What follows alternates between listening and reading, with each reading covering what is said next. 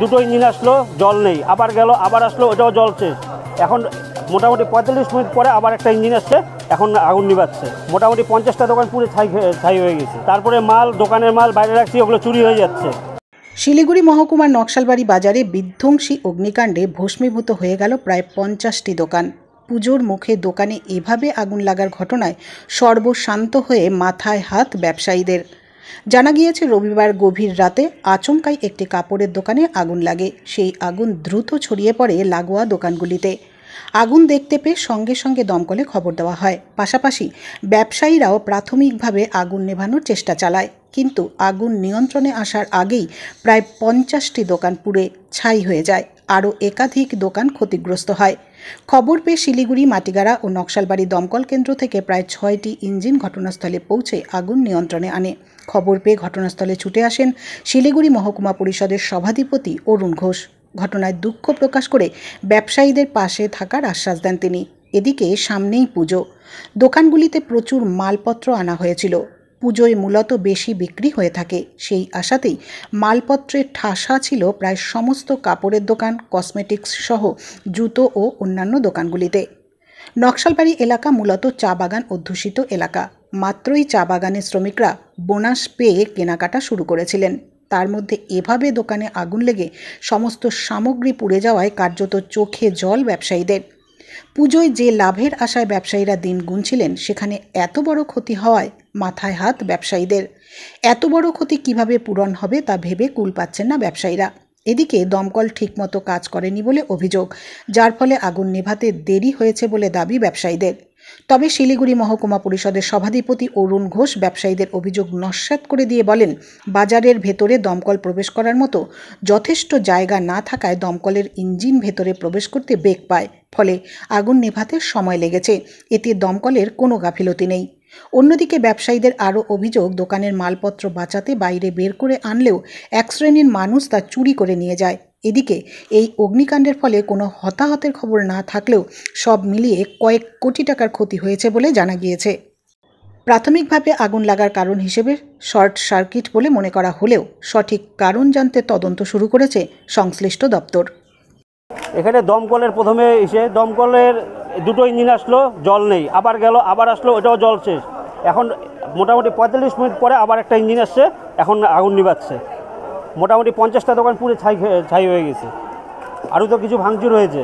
তারপরে দোকানের মাল বাইরে রাখছি, ওগুলো চুরি হয়ে যাচ্ছে। যে যার মতন চুরি করে নিয়ে চলে যাচ্ছে। কি করবো আর? প্রশাসন কিছু কোথায়, কাউকে তো দেখছি না আমরা। ওই ওখানে একটা মুড়ির দোকান থেকে আগুন লেগেছে, কারণ বলা যাচ্ছে না ঠিক। ওটা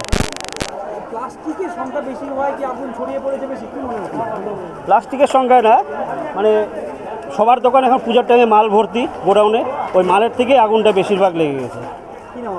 আমার নাম প্রশান্ত রায়।